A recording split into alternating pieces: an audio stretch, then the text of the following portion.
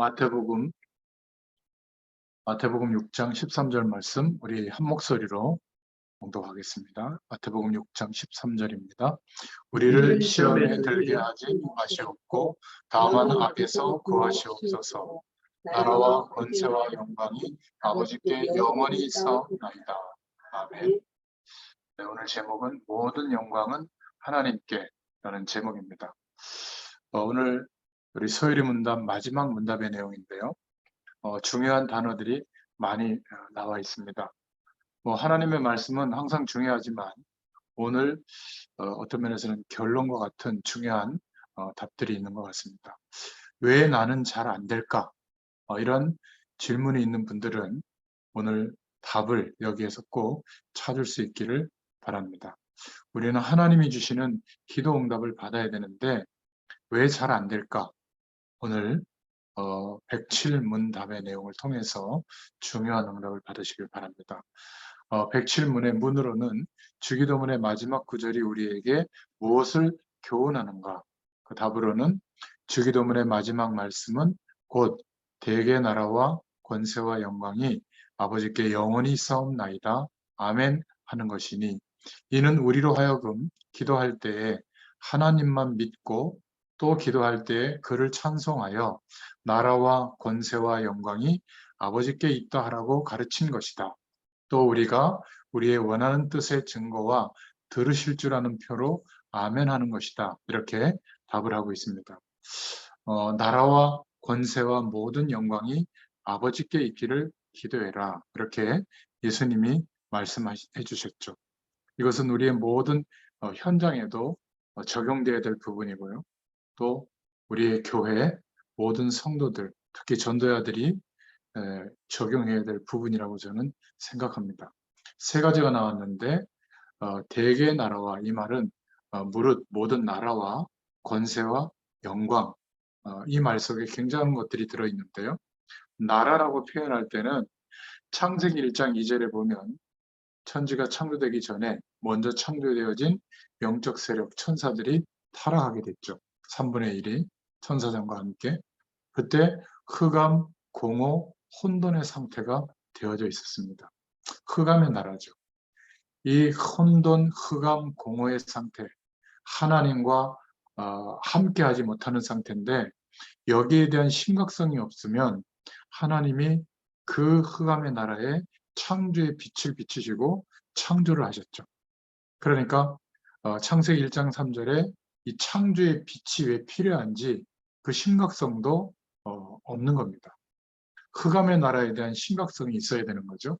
하나님 없이 살만하다. 오히려 행복해질 수 있다. 우리 인생의 가장 좋은 것들은 하나님 없어도 상관없이 돈이 있고 성공하고 우리 자녀가 잘 되고 내가 꿈꾸던 인생이 되고 좀 외모가 모자라면 뜯어 고쳐서라도 멋있게 보이는 예쁘게 보이는 그렇게 우리를 꾸미고 살면 행복해집니까? 아니에요. 그러니까 세상이 나쁘다가 아니라 여기에 하나님이 함께 하시는 영원한 생명의 축복이 무엇인지 모르는 상태로 살면 물을 떠나 있는 물고기와 같아요. 우리가 그렇게 50년, 60년, 70년 열심히 최선을 다해서 사는데 하나님과 함께하는 축복을 모르고 그렇게 살았다. 아마 제가 예언가는 아니지만 허무할 겁니다. 그리고 늘 막 상처가 있고 늘 막 현실에 대한 막 부정적인 생각이 오고 사람들에 대해서 표현은 안 하지만 적개심이 있을 수도 있거든요. 그리고 가장 가까이 있는 가족들조차도 존경을 하지 않을 겁니다. 그 사람의 인생에 대해서. 물론 열심히 최선을 다한 게 나쁜 것은 아닌데 하나님 없는 열심과 최선은 오히려 문제와 어려움이 더 극대화된다는 것을 대부분의 사람들은 모르고 있거든요. 그러니까 빛이 비춰지는데 이 복음의 사실이 증거되어지는데도 불구하고 거기에는 관심이 없죠. 심각성이 없는 겁니다.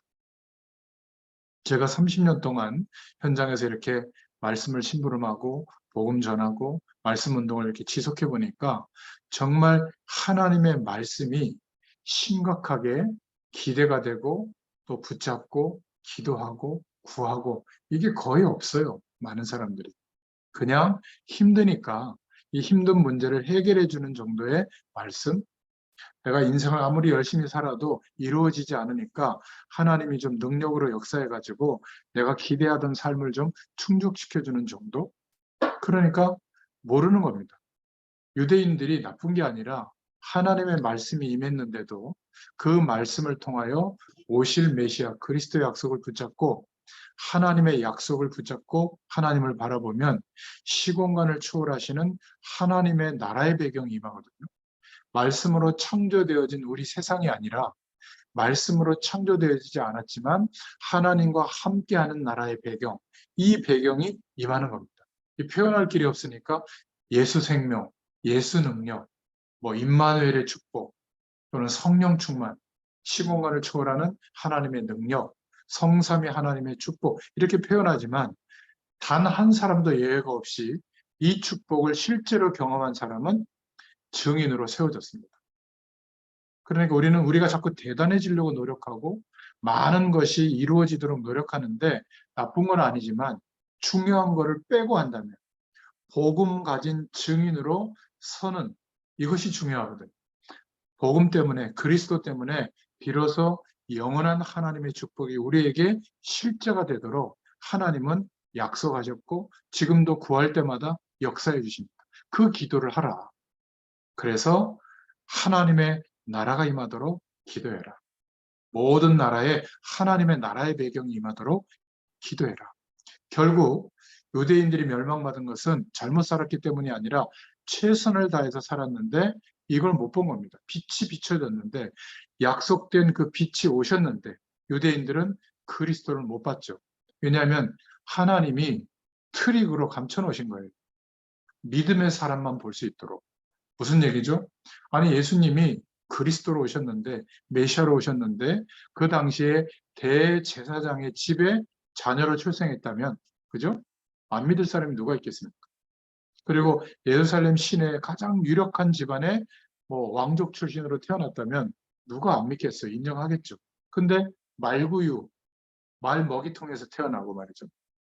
거적대기 같은 거 우리가 볼 때는 송화로 막 이쁘게 멋있게 그려놨지만 빨간 망토가 그게 그냥 거적대기거든요. 비 피하고 이슬 피하는 담요.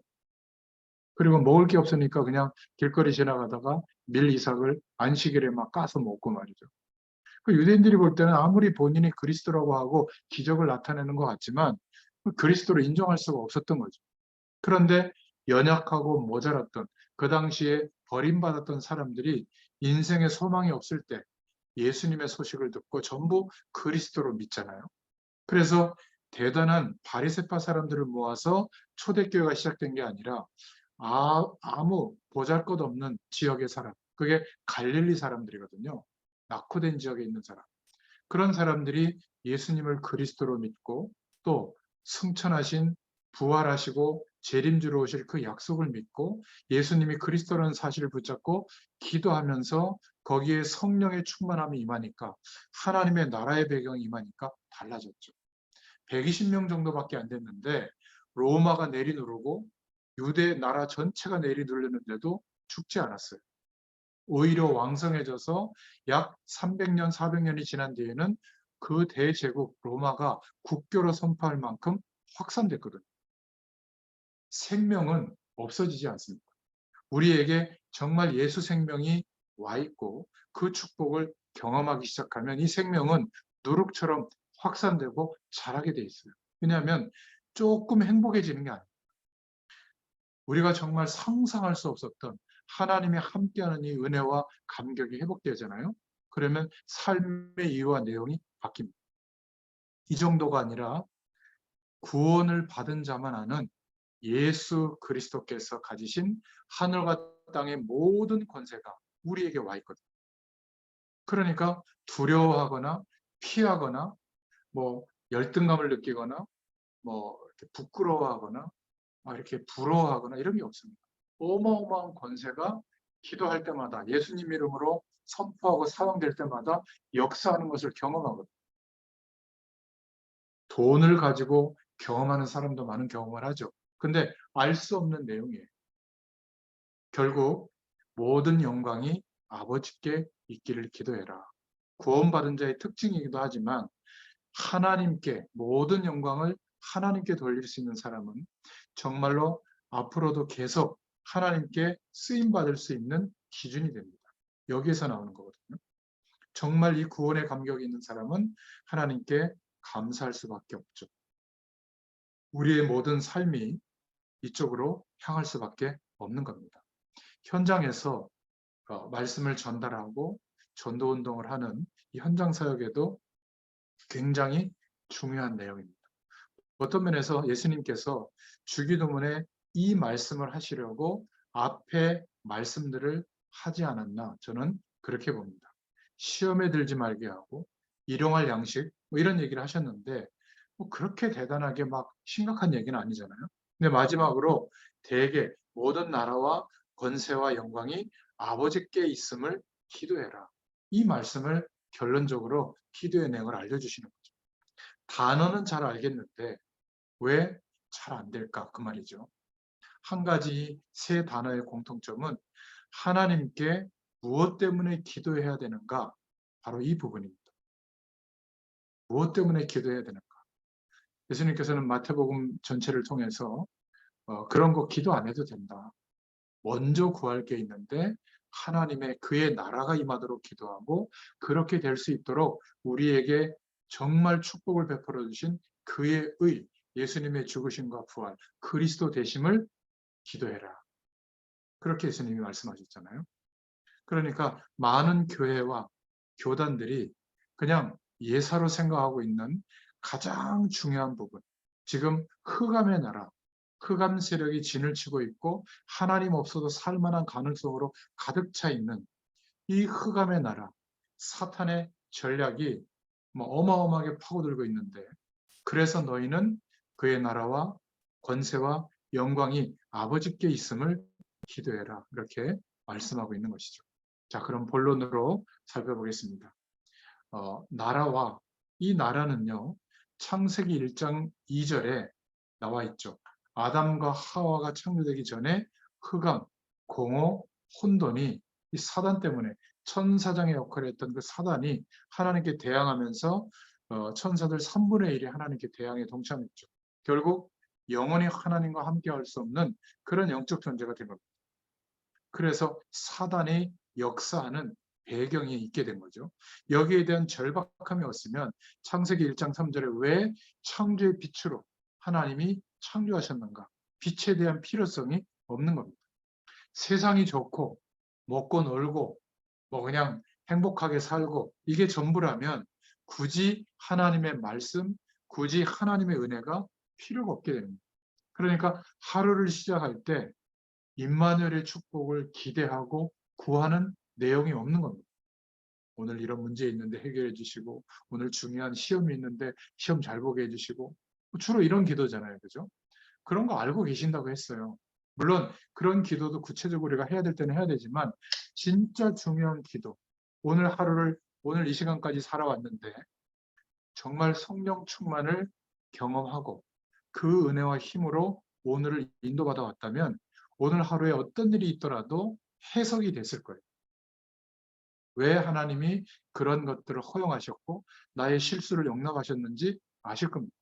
성령께서 깨닫게 해주시거든요. 그런데 여전히 세상 가운데서만 살아왔다면 피곤할 거예요. 지칠 겁니다. 또 이런저런 막 갈등과 어려움 속에 막 여러 가지 힘든 상황으로 아마 이 시간까지 왔을 수도 있습니다. 창세기 3장 4절부터 5절에 뱀 속에 들어갔던 사단이 아담과 하와를 속였죠. 뭘 속였죠? 언약을 놓치도록 속인 겁니다. 선악과를 두고 하나님의 영원한 축복을 누릴 수 있도록, 또는 만약 그 축복을 놓쳐버리면 영원한 하나님의 축복이 누려지지 않도록 정령 죽으리라 약속했거든요. 왜냐하면 그 가치를 알게 되도록 선택할 수 있는 자유 주셨는데, 이 뱀 속에 들어왔던 사단이 뭐라고 속였죠? 따먹어라. 그 언약을, 하나님과 맺은 언약을 쉽게 그냥 예사롭지 않게 그냥 넘기도록 말이죠. 그거 먹으면 눈이 밝아진다. 선과 악을 알게 된다. 하나님처럼 될 수 있다. 똑같이 지금도 세상 배경과 권세를 가지고 속이고 있는 겁니다. 세상을 감싸야 된다는 얘기가 아니에요. 필요하면 우리는 선택할 도구들이지만 거기에 우리의 인생을 쏟아붓고 인생이 거기에서 이루어진다면 완전히 사단에게 갇히는 것이죠. 그래서 여기에 대한 절박함이 없는데 왜 하나님께서 창세기 3장 15절에 여인의 후손을 보내겠다고 약속하셨는가? 여인의 후손, 동정녀 마리아에게 나시고 예수님을 보내셔서 그리스도 되어 주셔야만 되는 그 복음에 대한 약속에 대해서 절박함이 있을 수가 없죠. 세상이 좋은데요. 오히려 부러운데요. 그렇지 않습니까? 없을수록 사실은 하나님 바라볼 수밖에 없잖아요. 좋은 거예요. 오히려 하나님이 축복하셔서 풍성해졌을 때, 등 따뜻하고 배부를 때, 이때는 그렇게 절박함이 없는 것 같아요. 한창 이렇게 그 전도사 시절에 다 우리 교육자들은 그런 경험을 하거든요. 뭐 10만 원, 20만 원 이렇게 사례를 붙고 시작을 해요. 제가 동국교회 처음 이렇게 와서도 50만 원 받았어요. 처음. 저에게는 좀 낮게 시작합니다. 30년 가까이 돼도 300만 원이 되나 안 되나? 잘 안 따져봤는데 뭐 그래요. 그러니까 사회 같으면 말도 안 되죠. 근데 이게 처음에는 아이 셋 저 있거든요. 근데 아이 셋 키우고 저도 가정을 이루고 또 현장을 움직이려면 많은 어떤 경제적인 부분이 서야 되는데 참 말하지 못할 부끄러움도 있고 자존심 상할 때도 있고 그런데 그게 지나온 시간 동안에 축복이었어요. 왜냐하면 사람에게 말할 수는 없잖아요. 저희 집사람도 가만히 보면 막 바둥바둥 겨우 사는데 거기다가 나 돈 좀 줘 이럴 수 없잖아요. 벌써 한 10년 가까이 됐나? 나 알아서 할게 인도받을게 이러고 그걸로 잘 살으라고 이렇게 하루에 나온 건 다 우리 집사람한테 가도록 이렇게 했단 말이죠. 그러니까 지나오면서 하나님께 기도하는 겁니다. 보통 사람들이 볼 때는 저는 막 성령 충만을 놓고 기도해라. 저 그것만 기도하는 줄 알잖아요. 성령 충만을 놓고도 기도하지만 때때로 너무 작은 거 하나하나 다 기도합니다. 신기한 것은요. 빚 없이 지금까지 살아와요. 이게 참 기적 같은 일이거든요. 아이셋 키우면서. 그러니까 빚 없다는 것도 감사하지만 비교적 저희 교역자들이 한 80명 정도 되는데 비교적 제가 최상위권인 것 같아요. 살아가는 삶의 질이. 저 아르바이트 한 적 없습니다. 그러니까 우리는 건강도 자녀도 삶을 살아야 될 여러 가지 경제적인 부분도 하나님께 구해서 하나님이 허락하신다는 것을 믿고 가야 되거든요. 내가 직접 자영업을 하더라도 또 내가 직장 생활 하더라도 직장에서 자영업 대상인 그 사람들이 내게 경제력을 줘서 그 수입을 가지고 산다라고 생각하면 하나님과 상관없는 삶이죠. 그 모든 것을 하나님이 허락하셨다라고 믿으면 작지만 그것은 하나님의 창조의 능력이 임한 물질이 되고 건강이 되고 자녀가 인도받는 길이 돼요. 우리가 이 믿음을 절대 놓치지 마시길 바랍니다. 근데 가장 중요한 것이 흑암의 나라 속에 살아왔던 우리의 삶이 아주 뭐라 그럴까 경멸할 정도로 왜 내가 이러고 살았을까 이런 절박함이 있어야 그리스도 안에서 회복된 이 축복의 삶이 새롭게 시작되는 겁니다. 그러니까 결국 우리가 기대해야 될 나라는 천국 배경과 천국을 의미를 하고 말씀하고 계시는 거죠. 모든 나라에 대개 나라와 권세와 영광이 아버지께 영원히 있사옵나이다. 이렇게 기도하라는 것이죠. 두 번째, 이 권세인데요. 우리는 여기서 중요한 부분들을 꼭 답을 얻어야 됩니다. 왜 잘 안 될까? 왜 자꾸 흑암 세력, 사단의 세력, 귀신의 세력에 자꾸 속을까? 오늘 분명한 답을 얻기를 바랍니다. 먼저 기억할 것은 하나님께서 하늘과 땅의 모든 권세를 예수님에게 주셨죠. 마태복음 28장 16절 20절에 나와 있습니다. 하늘과 땅의 모든 권세를 내게 주셨는데 땅끝까지 복음을 증거해라. 내가 너희와 영원히 함께하겠다 약속해 주셨습니다. 그래서 정확한 복음이 증거될 때만 이 사단의 세력이 맥을 못 칩니다. 그리고 예수님께서 모든 흑암의 권세를 꺾으셨죠. 죄와 사망의 법 안에서 왕노릇하는 흑암 권세를 예수님이 죽으심으로 꺾었고 부활하심으로 꺾으신 겁니다. 어떤 사람들은 자꾸 사단 얘기, 귀신 얘기한다고 사단 배상설이라고 얘기하는데 그 말이 아닙니다. 사단에게 예수님께서 죄를 지불했다. 이거는 교부 시대의 오리겐이라고 하는 교부가 말한 아주 편협한 신학의 내용이거든요. 우리는 사단에게 죄를 배상해주는 이런 의미가 아니에요. 사단은 그때도 활동했고 지금도 활동하는데 예수님께서 사단의 권세를 깨뜨리셨다. 그리고 두 번째로 누가복음 10장 19절에 우리에게 이 사단의 세력을 이길 권세를 주셨다. 확신할 수 있기를 바랍니다. 몰라도 예수님을 영접하고 하나님의 자녀가 됐다면 이 권세가 와 있는 거예요. 그러니까 사단의 세력을 이기지 못하면 하나님의 응답을 받을 수가 없죠. 그 권세 아래 갇히게 되니까. 근데 여기서 주의해야 될 게 있는데 반드시 예수 그리스도의 이름으로 이길 수 있습니다. 그리고 예수 이름에 권세가 있는 그 이름을 가진 우리가 이길 수가 있죠. 이렇게만 생각하면 결국 사단에게 또 속습니다. 그러니까 뭔가 이렇게 못 이기는 거예요. 현실 속에서. 솔직한 말로 잠시 동안은 귀신 들린 사람도 귀신 들린 그런 사람을 중도 쫓아내기도 합니다. 설법하고 막 자기들이 나름대로 그 주문으로. 그리고 센 귀신을 모시고 있는 만신 같은 무속인은 약한 귀신에 잡혀 있는 사람들에게 있는 그 귀신을 떠나보내고 자기 만신을 집어넣기도 하죠. 그래서 치유가 되는 것처럼 보이지만 문제는 영원한 치유가 안 돼요. 또 옵니다. 이 귀신의 세력. 그러니까 예수님을 영접하고 난 뒤에 우리가 예수님의 이름으로 기도하면 이 귀신의 세력이 떠납니다. 근데 문제는 또 와요. 분을 내게 하고 세상 배경에 사로잡히게 하고 그리고 막 폭력을 행사하고 자꾸 이상한 데 타락하게 하고 뭔가 이렇게 마음과 생각을 붙들게 되도록 이 사단의 세력이 또 온단 말이에요. 그것도 착하게 살고 최선을 다해서 살수록 더 쉽게 옵니다. 우리는 착하고 열심히 마음을 비우고 좋은 곳으로 채우는 게 아니라 하나님의 영으로 성령으로 충만함으로 채워질 때 더 이상 사단이 틈타지 못하거든요. 그런데 이게 또 오는 게 문제예요. 그러니까 내가 이렇게 기도도 열심히 하고 예배도 잘 드리고 하나님의 뜻대로 살려고 하는데 어느 날 덜컥 넘어지는 거예요.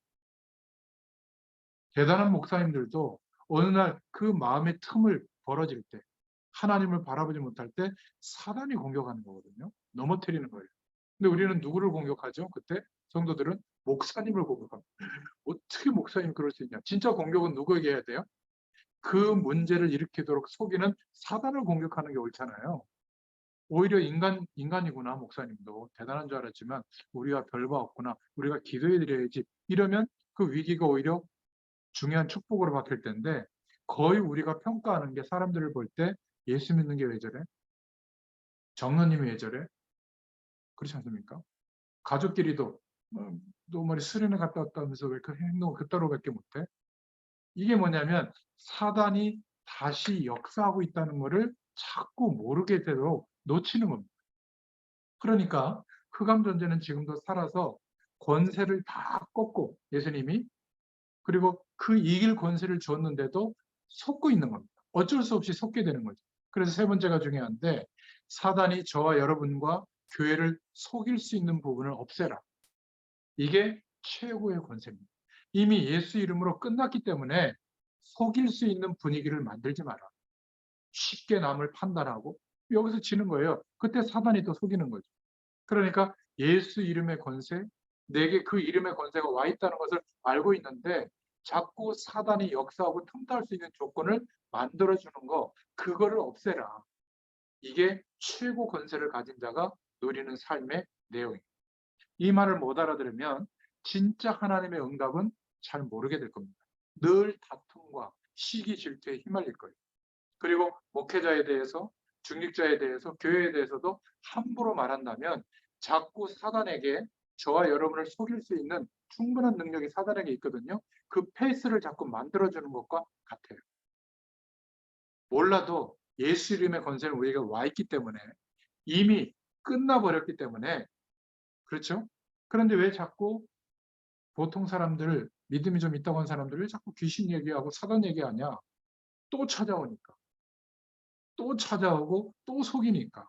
이 눈치를 채면 우리 가정과 모든 부분에 굉장한 답이 나옵니다. 그러니까 어떤 중요한 일을 할 때에도 행정을 다르게 하죠. 원칙대로만 하는 게 아니라 그것을 못 따라오더라도 용납해주고, 최고의 방법만 추구하는 게 아니라 모자란 방법으로 해도 하나님이 역사할 수 있다는 것을 알려주고, 일하고 살아가는 삶의 태도가 다른 거예요. 그러니까 용납해 줄 수밖에 없는 겁니다. 왜? 사단이 또 속인 거니까. 그 속이는 사단에 대해서 이길 수 있는 믿음이 아직 없으니까 알려줘야 돼. 네가 나쁜 게 아니다. 물론 실수는 네가 있지만 네 마음과 생각을 예수님의 이름으로 기도하면 성령께서 도와주시는데 이 도움을 기대하지 않고 있기 때문에 네 힘으로 버티다가 넘어진 거다. 이해한다. 그러나 똑같은 실수가 반복된다는 것은 네 책임입니다. 왜? 예수님의 이름으로 성령의 도우심을 구하지 않은 거니까. 성령께서 역사하시면 네 힘으로는 안 되지만 이길 수 있다. 이러면서 알려줘야 되거든요. 예수 이름의 권세가 그렇게 연약한 게 아닙니다. 막 십자가 들이밀고 막 나가라 들어와라. 그거는 불신자들이 하는 얘기예요. 나갔다가 또 들어옵니다. 그런데 영원히 사단의 세력을 꺾을 수 있는 완전히 승리하신 예수 이름이 우리에게 있거든요. 이 권세 있는 이름. 그리고 우리 안에 성령으로 함께하고 계시는 겁니다. 안 망해요. 우리 자녀 실패하지 않습니다. 우리 자녀와 우리 부모와 부부와 또 우리 기도하고 있는 사람들에게 예수님의 영이 있다면 절대로 망할 수가 없어요. 망하는 처럼 보이는 거죠. 감옥에 들어가고 요새처럼 노예로 팔리고 모함을 받고 우리 인생에 있을 수 있잖아요. 그런데 그런 어려움 때문에 하나님의 자녀는 어떻게 되죠? 최고 권세가 주어졌다는 것은 결국을 알게 돼요. 하나님께 기도하다가. 이 축복 누리시길 바랍니다. 그러니까 예수 이름의 권세를 갖고 있기 때문에 하나님의 백성은 마음대로 못합니다. 딱 하나 할 수 있는 게 이 사단이 하는 짓이 속임수예요. 마지막 때에 몸부림치면서 속임수를 치는데 대단한 것처럼 우리를 위협하거든요. 대단하지 않아요. 예수님의 이름으로 우리가 중보 기도할 때 하나님 나라의 배경이 그 기도를 하는 대상자와 현장에 임하게 되어 있어요. 이게 놀라운 겁니다. 이거를 믿고 기도해야 되거든요. 이 사실을 알았다면 사단이 제일 발악하는 시기가 지금입니다. 하나님 없어도 살만한 세상에서 제발 그렇게 살지 왜 예수 그리스도를 붙잡냐? 왜 성령의 충만함을 기도하냐? 자기의 활동 영역이 줄어들거든요. 이 사실을 알고 이 권세를 가지고 기도하는 사람의 기도 때문에 하나님의 나라의 배경이 임하게 될 줄로 믿습니다. 어디에요? 우리 가정에, 우리 자녀들의 현장에, 내가 일하고 있는 일터에 이 축복이 임하게 될 줄로 믿습니다. 몰라서 그렇지 가장 복된 것이 내가 일하고 있는 직장 현장에, 사업처에 예배하는 겁니다. 일주일에 한 번씩 이렇게 말씀 운동하잖아요. 관련된 모든 곳에 흑암셀이 결박되고 떠납니다. 이 파장력이 어마어마하거든요.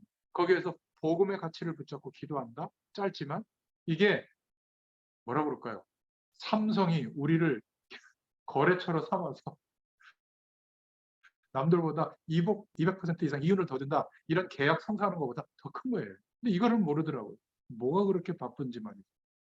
바쁜데 결국 한 10년쯤 이렇게 지켜보면 결국 망해요. 오히려 빚지고 망하더라고요. 그렇게 열심히 떴는데 너무 안타까운 거예요. 망한 게 문제가 아니라 그 오랜 시간 동안 열심히 생활하면서 하나님이 우리에게 부여해 주신 권세 모르고 있는 이 축복을 알게 되면 하나님께 영광 돌리게 되어 있을 줄로 믿습니다. 하나님은 전능하시고 예수님의 이름은 그 권세는 완벽하기 때문에 절대로 이런 것에 속으면 안 될 줄로 믿습니다. 저는 워낙 심각한 얘기를 해도 괜찮다고 그러고 또 가능하면 내 이익보다 이렇게 좀 도와주려고 또 용납하고 기다리고 이러다 보니까 저를 겁내는 사람은 아무도 없어요. 그냥 만만하게 생각하더라고요. 그래도 괜찮습니다. 그리고 제가 부족한 부분이 있으면 욕할 거 있으면 마음대로 욕을 하고 또 제가 한 것도 아닌데 막 말을 할 때도 있어요. 그런데도 저는 그렇게 막 반응을 하거나 그러지 않습니다. 여러분, 우리가 사단에게 왜 틈을 내줄 거예요? 그렇죠? 우리가 올바르게 복음 운동을 계속하면 어느 날 우리의 현장에 성령의 바람이 붑니다. 그러면 끝나는 거예요. 문제 있는 사람 하나님이 복음 속으로 땡겨버리면 끝나는 겁니다. 우리가 바르게 하고 잘못된 것이 있으면 좀 고치고, 우리도 잘못한 거 있잖아요. 고치고 이렇게 해나가면 반드시 승리하게 될 줄로 믿습니다. 그래서 이걸 이길 수 있는 권세를 준다는 말은 바로 이런 부분들이 포함되어져 있는 겁니다. 마지막 세 번째로, 하나님께 영광을 돌린다는 것은 사단의 세력을 완전히 무릎 꿇게 하는데 이것보다 더 좋은 게 없어요. 모든 영광은 하나님께. 이 중심이면 끝나는 겁니다. 역사가 일어나도 이 말씀이 마음에 계속 남아있는 사람은 하나님께 계속 쓰임받게 될 겁니다. 제가 볼 때는 너무 중요한 내용이에요. 모든 영광은 하나님께. 어떤 사람이 이렇게 얘기하더라고요. 무슨 하나님이 그렇게 악질입니까? 왜 영광을 하나님만 다 가져갑니까? 이렇게 질문할 수 있는데, 우리가 망하지 않는 길, 모든 영광을 우리가 받으면 사단은 공격합니다. 세상 사람들이 왜 그렇게 치고받고 싸우죠? 결국 영광을 자기가 받겠다는 거 아니에요? 그렇게 대단하게 공부하고 대단한 노력을 기울여서 한 분야에 탑이 된 사람들이 정치권에 뭐 국회의원이나 장관이나 대통령이나 되지 않습니까? 요즘 뉴스에서 나오는 것들 보세요. 한마디로 뭐예요? 죽이겠다는 거예요. 뭐 사실이든 아니든. 이쪽에서는 나도 안 죽겠다는 거죠. 정권이 바뀔 때마다 대통령 잡아가지고 그 세력 다 없애려고 말이에요. 아마 또 감옥 보낼 것 같아요, 보니까. 그러면 금방 또 본인이 감옥 간 시기가 유치원 애들 장난하는 것 같지 않습니까? 그냥 뭐 일본이나 미국 같은 데 보면 싸울 때 싸우더라도 국가적으로 손해가 되겠다 싶으면 언론도 입을 닫고 정치인도 입 닫아요. 그렇지 않습니까? 분명히 우리가 볼 때는 저 나쁜 짓인데 입 닫아요. 국가가 손해본다면. 우리나라는 그게 없습니다. 막 그냥 국가가 망하든 말든 나라가 뭐 손해가 되든 말든 일단 저지르고 막말하고 막 다 해버리죠. 그죠? 그렇게 많은 얘기를 해서 다 죽을 것 같고 막 나라가 망할 것 같은데 안 망하잖아요. 물론 대다수의 그 밑에 공무원들이나 또 국민들이 열심히 일하고 이걸 바쳐서 그렇긴 하지만 저는 하나님이 지켜주신다고 생각하거든요. 이거를 믿는다면 어느 한쪽에 치우칠 이유가 없는 거예요. 하나님이 필요하면 쓰셔서 또 한쪽 부분을 만회하게 하시고 또 하나님이 또 쓰시면 한쪽 부분이 만회되고, 이게 정치고 사회고 문화지 그것이 우리 인생을 바꿔주는 답과 진리가 되지는 않습니다. 기억하셔야 됩니다. 사단을 완전히 무릎 꿇게 하는 것은 내가 영광을 받고 내가 돋보이고 내가 대단해지는 것이 아니라 모든 영광을 하나님께 못 말리게 되는 거죠. 그리고 두 번째는 하나님 앞에서 우리가 인도받기를 바랍니다. 지금도 무시무시하게 공격하고 있는 사단은 이 세 가지 앞에 꼼짝 못하는데 우리가 지금 놓치고 있는 거죠. 하나님의 나라와 권세와 영광이 아버지께 있는데 이것을 놓치고 아웅다웅하고 살고 있는 거예요. 주의를 하다가 어려워지면 섭섭할 것도 없어요. 모든 영광은 하나님께. 맞습니까? 저는 이렇게 말씀을 준비하면서 1년 6개월을 돌이켜보면서 오늘 결론에도 말씀드리겠지만, 제가 이렇게 목사 안수를 받을 때, 올해가 결혼 30주년이거든요. 우리 선배님들도 계시지만 벌써 이렇게 지났더라고요. 그러니까 그 결혼하기 전에도 제가 교육자 생활을 했으니까. 그런데 목사 안수식을 할 때 그때 막 불렀던 찬송이 있어요. 푸른바다 나선이 몸 어디든지 가오리다, 막 눈물을 흘리면서 막 안수를 받았는데 제일 죄송해요. 시골은 제가 못 갈 것 같아요. 어디든지 가야 되는데 저 낙후된 선교 현장 거기 가서 선교사님들 보시면 일단 존경합니다. 저는 못 갈 것 같아요. 그러니까 처음부터 걸리는 거 있죠. 믿음의 고백을 제가 했는데 목사 안수 받을 때. 나중에 더 심각한 가사가 나옵니다. 종교 영광 모든 것은 하나님이 홀로 받으시고 멸시천대 십자가는 내가 지고 가오리다. 그런 적이 없어요. 멸시천대가 오기 전에 막아달라고 기도하고 막 그거를 회피하려고 하고 그랬지, 멸시천대를 받은 적이 거의 없어요.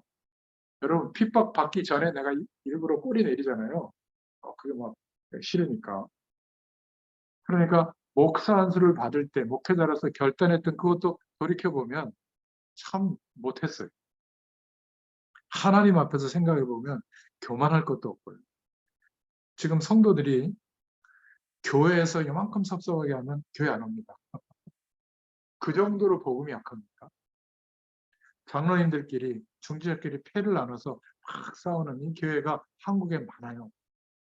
여러분은 그렇게 사단에게 속지 마시기를 바랍니다. 그게 다 나라와 권세와 영광이 아버지께 있습니다. 여기에 대한 위력과 하나님의 응답과 축복을 몰라서 그렇게 하는 것이죠. 위대한 작품을 남긴 요한 칼빈은 이렇게 말했죠. 하나님께서 말씀으로 가라 하시면 가고, 하나님이 말씀으로 서라 하시면 나는 서고, 하나님의 말씀에 죽으라 하시면 나는 죽는다. 그게 맞는 거 아니겠습니까? 모든 설교자는 하나님의 영광을 가로채는 짓을 하면 안 된다. 이러면서 죽을 때 유언으로 내 비석도 세우지 마라. 하나님께 부끄럽다. 이렇게 칼빈이 말씀했죠. 저는 사실은 여기서 이렇게 말씀하는 것도 어떨 때는 부끄러워요. 하나님의 어마어마한 은혜와 축복을 받아서 알게 된 건데 제가 뭐 다른 사람보다 특별히 아는 것처럼 말할 때가 있지 않습니까? 늘 말씀 맞추고 가면서 속으로는 부끄럽고 미안할 때가 많죠.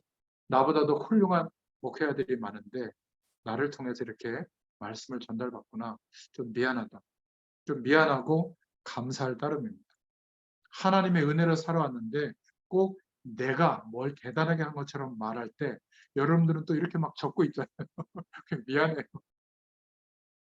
이런 믿음의 고백을 가지고 하나님 바라보는 중심으로 살아갈 수 있기를 바랍니다. 우리가 혹시 일을 열심히 한다면 너무 하나님의 은혜가 감사해서 하는 것이지 그 일 때문에 복이 와서가 아니에요. 그래서 우리가 혹시 결정 지을 게 있다면 하나님의 영광을 위해서 결정할 수 있기를 바랍니다. 이러면 사단은 공격하지 못해요. 사단의 공격을 안 받기 위해서가 아니라 우리는 당연히 그렇게 해야 될 줄로 믿습니다. 그리고 하나님께 영광을 돌려드린다. 여기에는 감사의 고백을 드리는 것이 담겨 있습니다. 바울은 말하기를 내가 가는 길마다 하나님이 응답을 주셔서 감사하다. 그런데 그것보다 하나님이 나에게 창세전에 구원하시기로 나를 작정하셨고 그래서 나를 구원해 주셔서 감사한데 이제 이 구원의 축복을 경험해 보니까 그리스도 때문에 고난당하게 하심을 감사합니다. 내가 그리스도를 조금 드러내려고 했는데 그것 때문에 핍박이 오고 이제 감옥에 갇히게 됐는데 그것을 감사합니다. 그리고 나서 감옥에서 옥중서신을 썼죠. 빌립보서 또 골로새서 이런 서신을 썼는데 그 편지를 통해서 감옥 밖에 있는 사람 보고 뭐라고 말하죠? 기뻐해라. 다시 말하노니 너희는 기뻐해라. 거꾸로 된 거죠. 우리는 많은 조건과 형편이 나아졌을 때 주로 감사하고요. 많은 형편과 조건이 어려워졌을 때는 감사가 되기가 어려운데 바울은 정말 모든 영광을 하나님께 돌려드리는 이 축복을 경험하게 된 겁니다. 감옥 안에 있는 사람이 밖에 있는 사람 보고 기뻐해라. 바울이 글을 쓸 때 좋은 호텔에서 쓴 게 아니라 감옥 안에 쇠고랑을 차고 쓴 거예요. 특히 빌립보서 읽어보세요. 전부 감사합니다. 그죠? 그래서 우리는 이런 중요한 축복들을 오늘 소요리 문답 전체를 통해서 또 마지막 107문을 통해서 답을 통해서 볼 수 있습니다. 자, 결론으로 좀 말씀드리고 싶은 것은 이렇게만 되어지면 하나님이 예비하신 놀라운 축복의 문들이 열리게 될 줄로 믿습니다. 평생 안 열려도 이미 받은 이 축복 때문에 감사할 수 있게 될 줄로 믿습니다. 이게 주기도문의 마지막 부분이고 소요리 문답 107문의 문제와 답에 대한 내용입니다. 그래서 저와 여러분은 결론적으로 아무 걱정하지 말고 복음만 붙잡을 수 있기를 바랍니다. 나머지는 꼭 안 해도 돼요. 가능하면 양보할 기회가 오면 양보하십시오. 아무 걱정하지 마시고. 인생 전체를 두고 볼 때 하나님의 역사하시면 비교할 수 없는 인생을 살게 됩니다. 그리고 아무 계산하지 말고 우리의 모든 삶이 현장으로 보여지도록 현장으로 생각하고 현장으로 가시기 바랍니다. 돈 벌러 가지 말고 어떤 타락적으로 가지 말고 우리의 모든 하루의 삶이 하나님이 허락하신 현장이라고 생각하고 소중하게 생각하고 최선을 다하시기 바랍니다. 계산하지 말고. 그러면 하나님의 역사가 나타납니다.